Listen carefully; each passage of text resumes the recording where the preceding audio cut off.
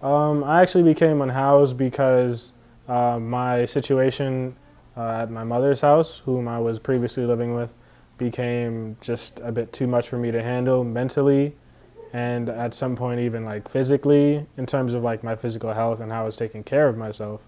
Um, and then, uh, I just one day kind of erupted and broke some rules, and I was kicked out at that point.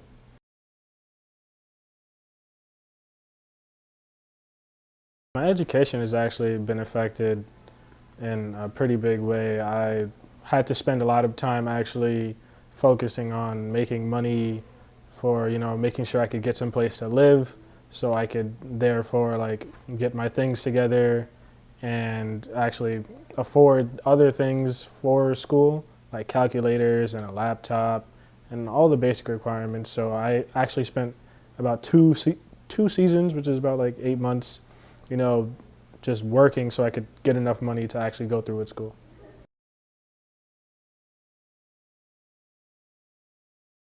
I became homeless like right before the pandemic, and I gained a lot of pounds, a lot of pandemic pounds. I don't know. I became a little chubby, but afterwards, like after really seeing what I ended up like after all the craziness of my life upon becoming homeless, I actually ended up pushing myself to, get myself back in shape. I recently lost like 20 pounds from the last time I checked the scale, and I feel pretty good.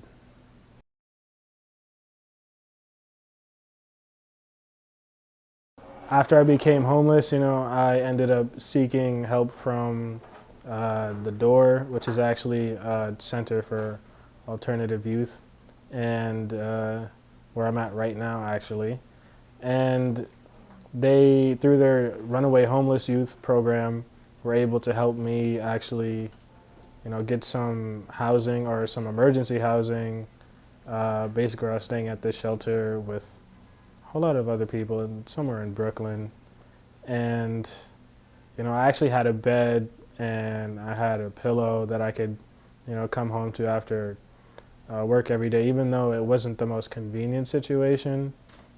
I was given the opportunity to come back to some place, after work. So, and food. I come to the Door for food sometimes, and just love and appreciation from some people even. You know,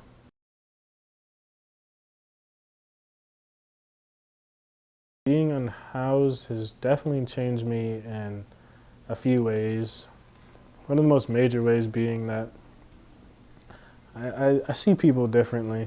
Like I see everybody as like having their own like hidden past, after talking to so many people, in the shelters that I've been in and really seeing like that they come from all sorts of backgrounds and all sorts of places and they've been through so many different things that you can't even like fathom upon looking at them. And now I've just lost this sense of like prejudice, when looking at people or just like assuming somebody lives a certain lifestyle or believes in certain things based on, their exterior and how they behave or speak.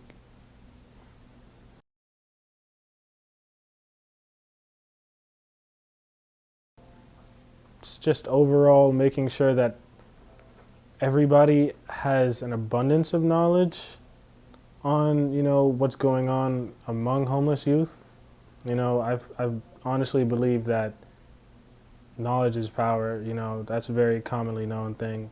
But I feel like if there's common knowledge, about this severe problem that we're facing, all across the world, the youth are our future, and if they don't have a lot of hope for their own future and their own situation right now, and they're struggling, in ways that they shouldn't even be struggling with at this stage in their life, then there's a lot we gotta think about. So I feel like if enough people know about what they're going through, then there can be enough representation and even enough people that are willing to inspire them to, move forward despite everything that they're going through.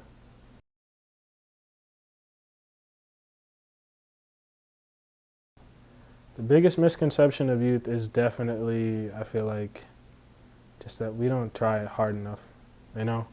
Like it's not easy being young and not having a place to stay because one, odds are like you had a place to stay. I know a lot of people that didn't have a place to stay from the jump, but odds are you had a place to stay, at the beginning of your life.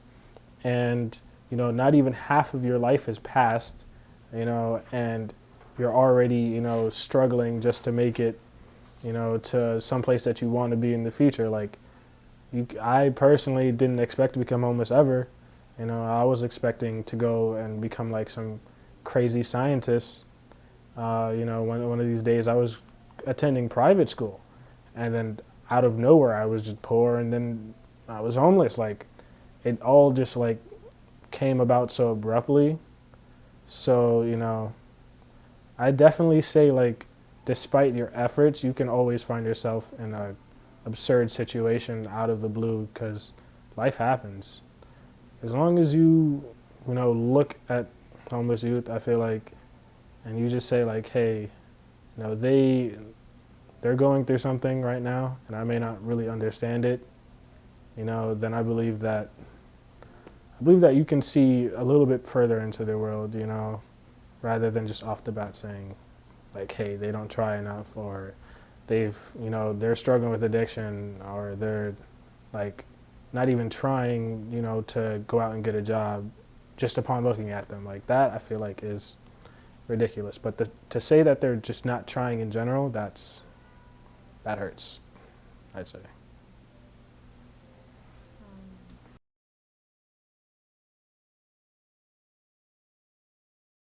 Lack of just social interaction. I feel like there's a lot of like socializing going on, but I don't feel like there's a lot of like interacting socially in terms of how you feel truly like deep inside. There's a lot of just base level like, hey, I'm doing my best, I'm trying to get this job. I'm, about to be out this shelter any day now. I'm about to get my own place, and then just a repetition of those base things, and there's no real communication with depth. I feel like, you know, between homeless youth themselves and homeless youth and other people, that could be still in their lives or just coming into their lives. There's not a lot of talking about the deep stuff that happens, and the deeper things that happens, are pretty much the most important things. There is no way to like really just wake up in the mornings and say like, hey, I've 100% got this. I'm 100% sure that I'm gonna get out the situation and be the same person I was when I got into it. I'm gonna have all the same dreams and ambitions and friends and family, and I'm gonna be financially stable. Nobody's 100% sure about that, in terms of the homeless youth, I'd say. And that's just, I feel like, a big thing that people need to take into consideration.